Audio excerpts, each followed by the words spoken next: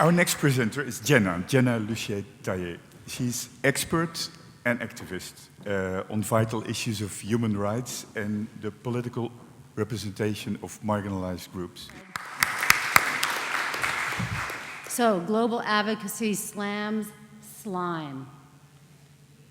The Lyme pandemic, why are we in this global humanitarian crisis? In fact, we are in a humanitarian crisis. It is global. It qualifies on every meter and indicator for a humanitarian crisis. We just don't speak of it in this terminology. The main reason why is because of corruption. Now, it's not corruption specified to the Lyme epidemic. We have global corruption across the healthcare sector. In 2017, the United Nations Special Rapporteur for Health Human Rights provided a huge report to the General Assembly of the United Nations and found out of all the sectors globally, the health sector is indeed the most corrupt. Here are some examples of how corruption happens. It's not necessarily the big things, it's the small things that create corruption.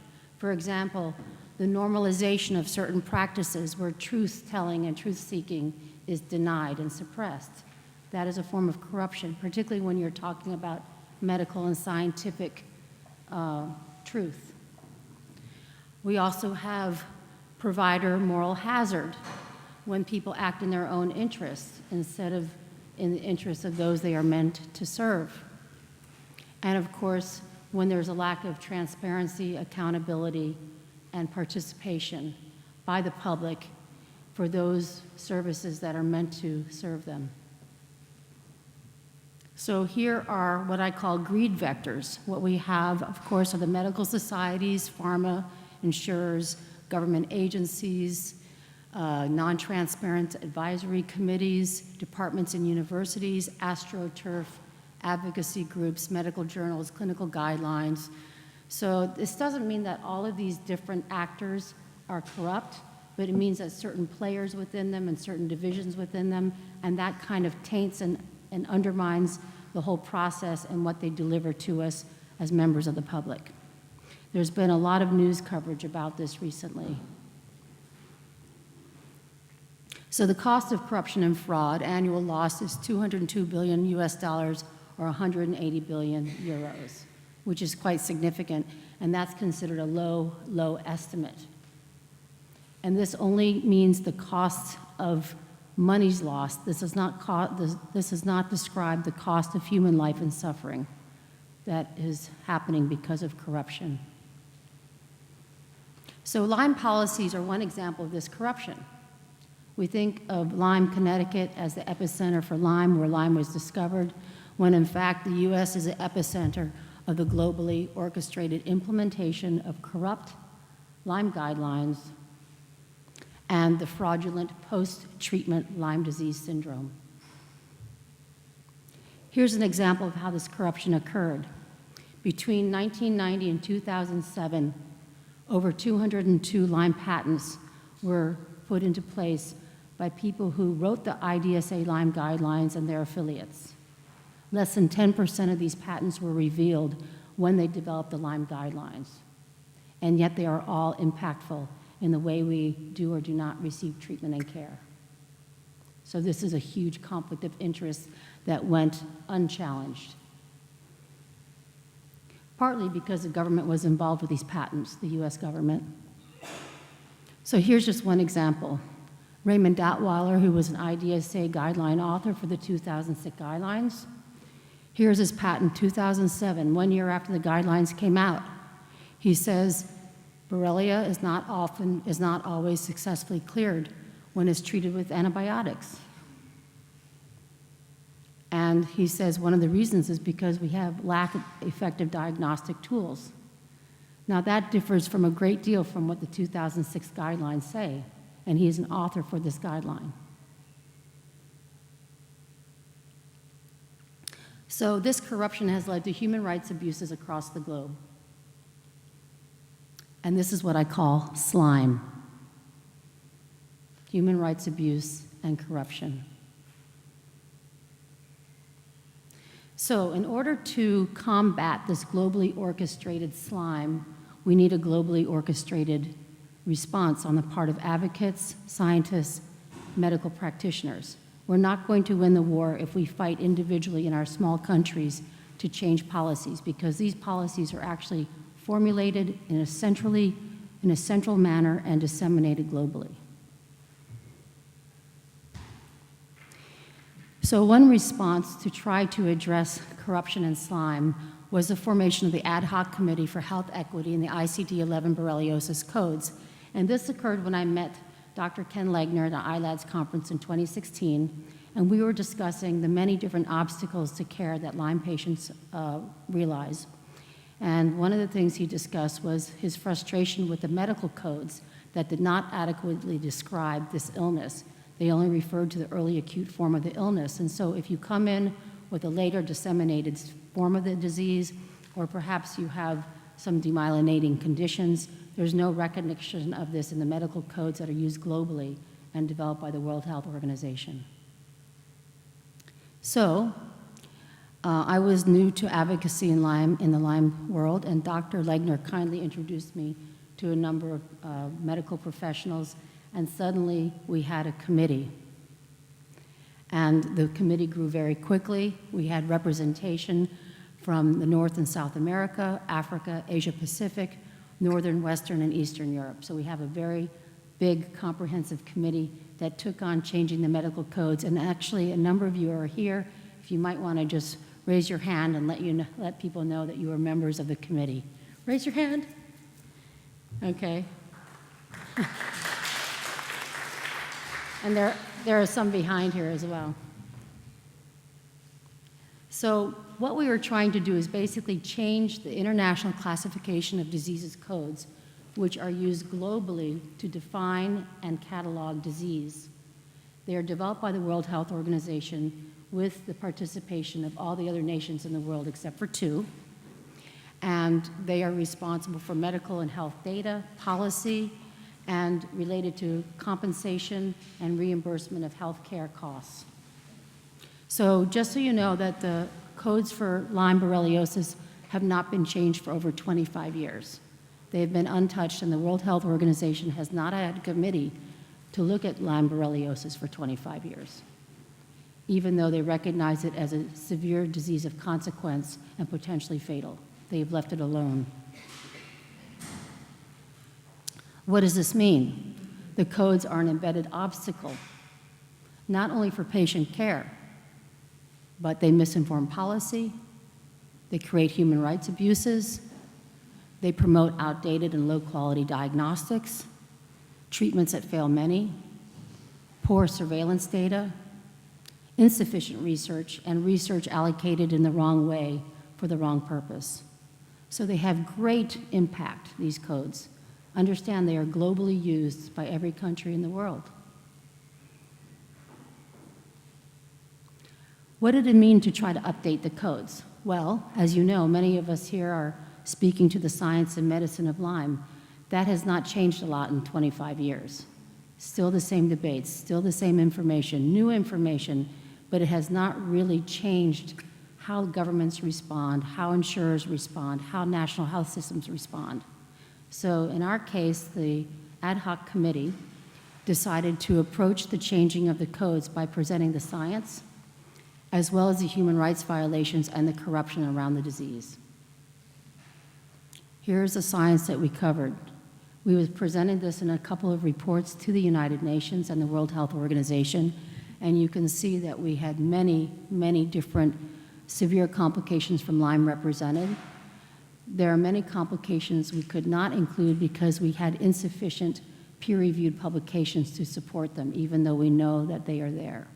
So these are the complications that had no less than 3 peer-reviewed publications to support their inclusion.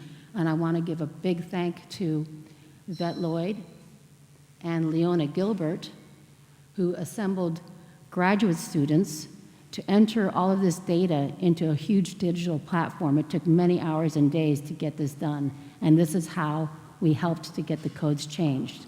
So it was a very complicated process. Not only did we have to write reports and justify with documentation, but we had to enter all of this data into a very complicated digital platform, which we succeeded in doing in a very, very tight time frame. Here are the 11 international treaties that are in violation with regards to Lyme borreliosis. This is very significant. There are barely more than 20 globally, and we are finding violations across 11 international and regional treaties.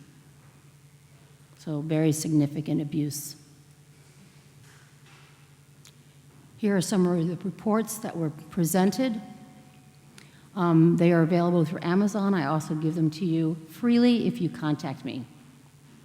So this is the first one that went in, and the second one, which spoke to the situation of human rights defenders, which means the physicians, the scientists, and the parents who are trying to protect and provide care to the Lyme patient population, the parents who are trying to protect the rights of their children to care.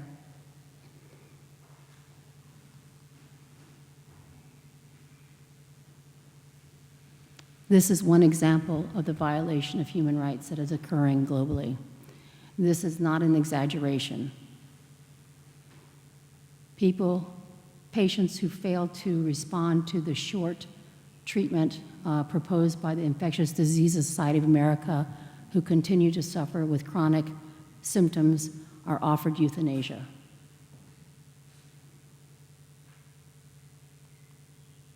And then, of course, we have our human rights defenders being attacked. This is Dr. Perron right here. The former president of the National Academy of Sciences in France accused him of being a terrorist in public after he gave a presentation on Lyme borreliosis. So we all know doctors whose licenses have been threatened, and many of us know doctors whose licenses have been taken away because they are treating Lyme patients. One doctor is now having his license reinstated, but he is not allowed to treat Lyme patients. This is a gross human rights violation and discrimination against this patient group.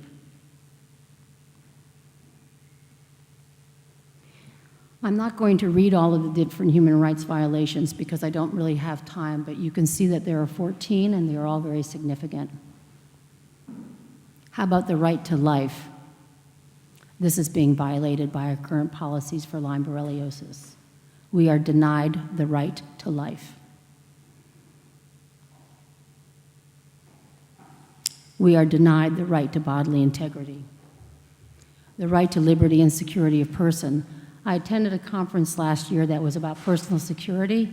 Most of the people there were talking about war zones and how to protect yourself in a war zone, and I was talking about Lyme borreliosis and protecting ourselves from the medical establishments worldwide.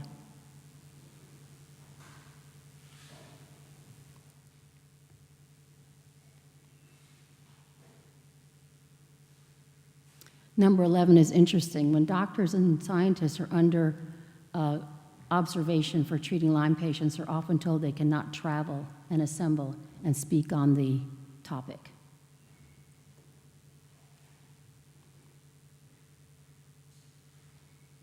And then, of course, right to remedy and right to due process. All of these violations have taken place over 30 years' time, some cases 40 years' time, and there has been no remedy and no right to due process offered, even when we go through the proper channels to change policy and require improvements.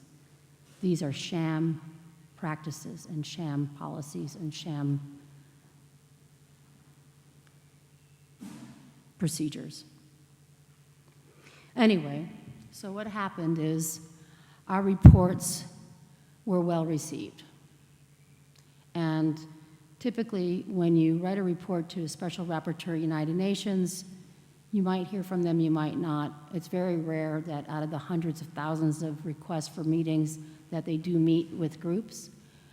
In our case, we were invited to meet with 2 different special rapporteurs, which is an amazing accomplishment in and of itself. We met with the special rapporteur for health human rights and the special rapporteur for the defender of human rights.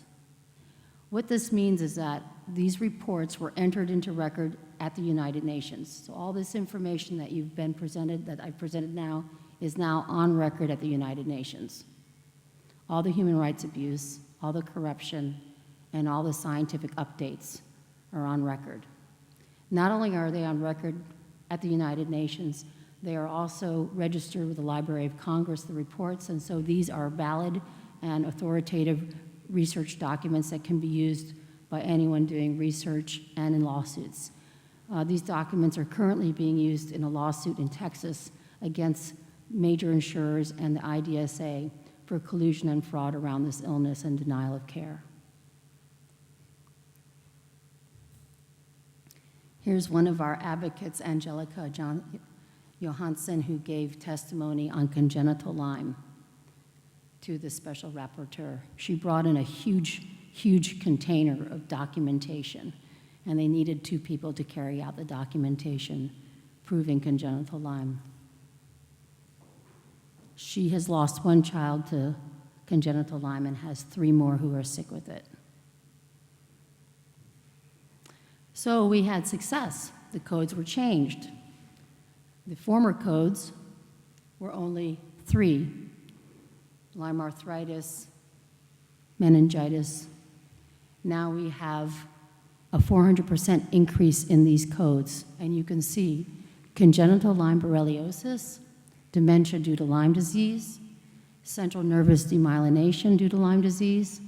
These are all potentially fatal illnesses. They have all been recognized. This is the first time in history the World Health Organization has formally validated the science. So this is a very, very big change, and it presents a form of this disease that really shows the involvement of the central nervous system and how much this disease attacks our central nervous system.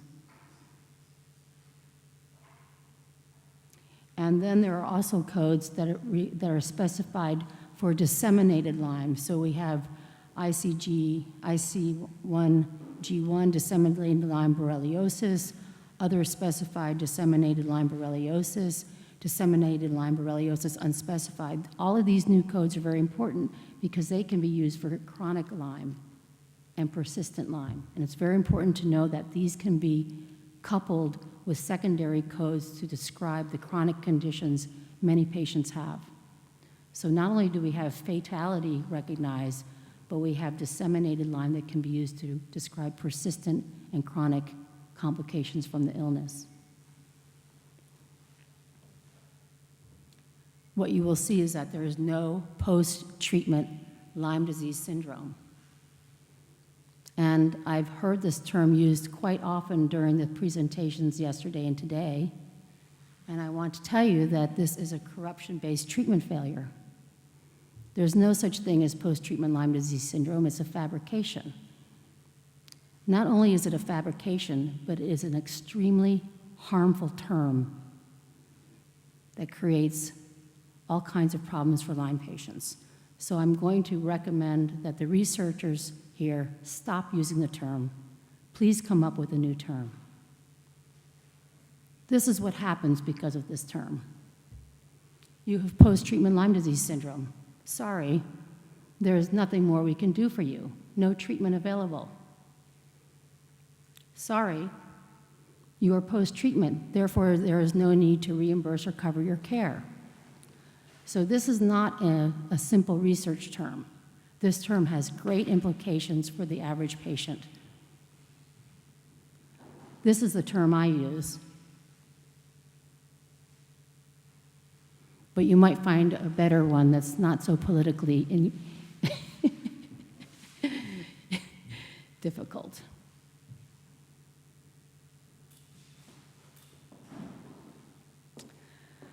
So, after all of this great success in June 2018, Lyme strikes again.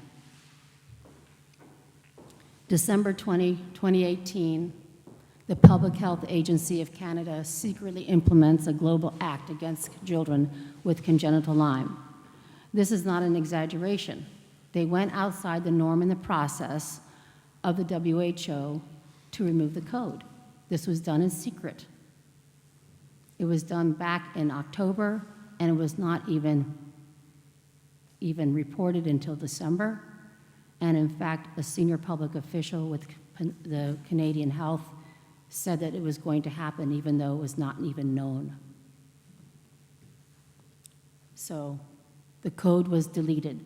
This may be, my understanding is out of the 30,000 codes in the ICD-11, this is the only primary code that was deleted after the codes were released in June. So that alone is very significant. I would say they do not want to recognize human-to-human transmission. They want to keep this a tick-borne disease. Here is the letter from a senior advisor on the WHO, World Health Organization, Medical and Scientific Committee, who is responsible for the codes. And he told me right in writing that it was a public health agency of Canada that asked that this code be deleted.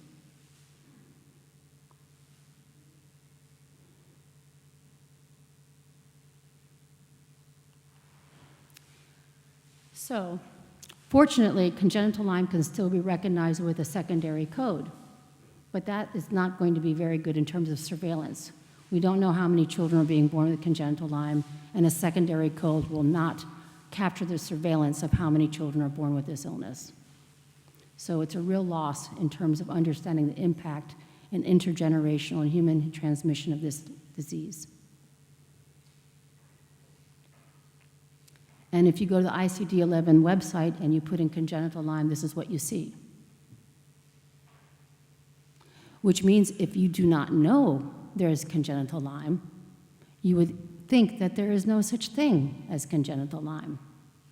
So it's a real suppression of validated science.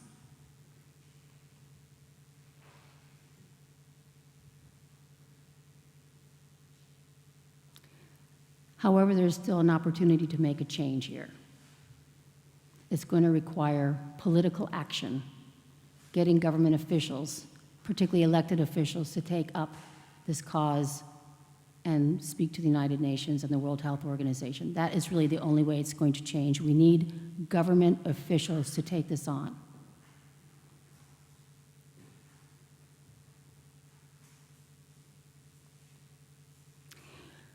Apart from the loss from congenital Lyme, I do want to say that WHO gave powerful validation and overturned a lot of outdated policies by simply recognizing all these new codes. It is a major win for the Lyme borreliosis disease, the understanding of the illness, and this will be disseminated globally and help many practitioners to understand the breadth and complication of the illness.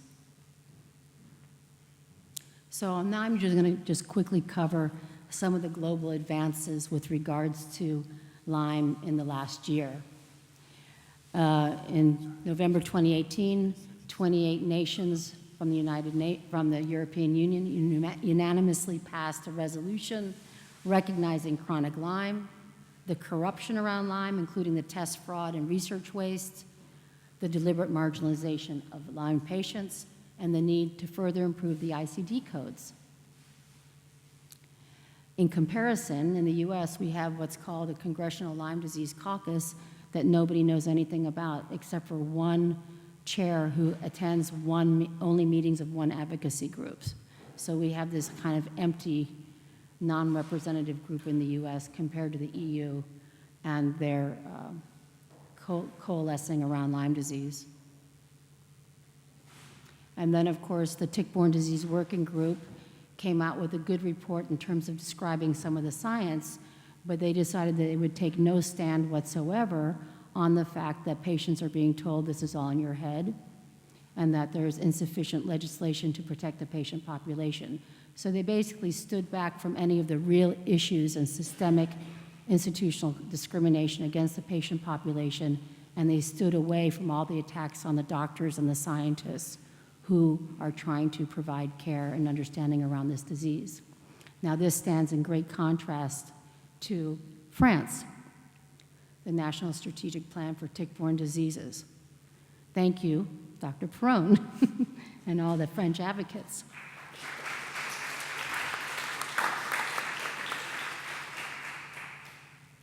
So in contrast to the Tick-Borne Disease Working Group in the United States, basically the strategic plan for France says doctors will not be punished for providing treatment options.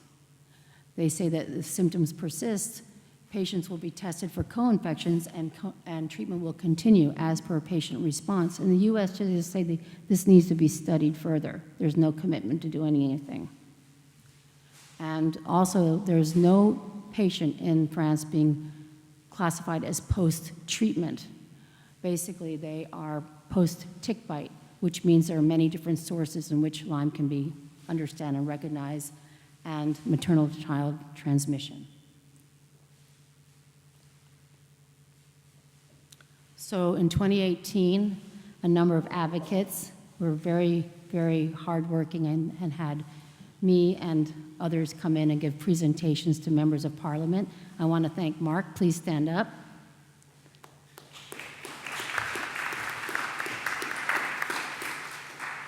And Janine, please stand up. Janie. So Mark organized presentation in Wales, and Janie organized presentations in Scotland. And Carrie, are you here, Carrie? Yeah, Carrie Lawless. She organized meetings in Ireland, and so it was very important. We got to meet with members of parliament, and these are the people who are speaking to the international bodies like the World Health Organization and, of course, their own legislators. This is what we need to do as advocates. We need to get elected politicians to speak to our cause. Here we have in Wales, Julia Morgan, no relation to Mark Morgan. And here we have Scottish parliamentarians, and here's Janie. And I want to tell you, I had very bad laryngitis when I met with the Scottish parliamentarians, but they were very patient. Hello, I want to talk about Lyme disease. And here in Ireland, so not only did we present to parliamentarians in Ireland, we also had a great presentation at Trinity College where parliamentarians attended. Can you imagine if in the United States all the parliamentarians or any parliamentarians attended and spoke and made unanimous resolutions on Lyme disease? It would probably break open the global corruption around the illness. And of course, we had Jack Lambert launching the historic first Lyme Resource Center in Ireland with great attendance, and many other efforts, such as the first Turkish book on Lyme borreliosis. So 2018 was a good year on advocacy for Lyme borreliosis and this epidemic. Before I go, I just want to mention disulfiram, which I believe may be a slime buster. And this is not medical advice. Disulfiram is one of 4,000 compounds that was tested to see if it could kill Lyme. And in fact, they found that it killed Lyme in vitro. A number of patients went to their doctors who had been very sick, who had not been responding to multiple antibiotic therapies. And they are reporting excellent results. And I want to say that basically this is not an antibiotic. So it gets around some of the issues of antibiotics not being prescribed, doctors not being allowed to prescribe antibiotics. And this drug has antiparasitic, antiviral, and antibacterial aspects. And it is very inexpensive. So it means that many Lyme patients can afford this treatment.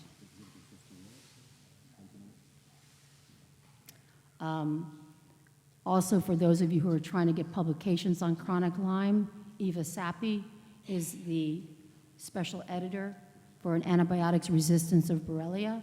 And so I encourage you to get papers published right now. They're due June 30th. And Dr. Ken Legner has already produced a paper that's gone in on disulfiram and its effectiveness in treating Lyme. Thank you very much.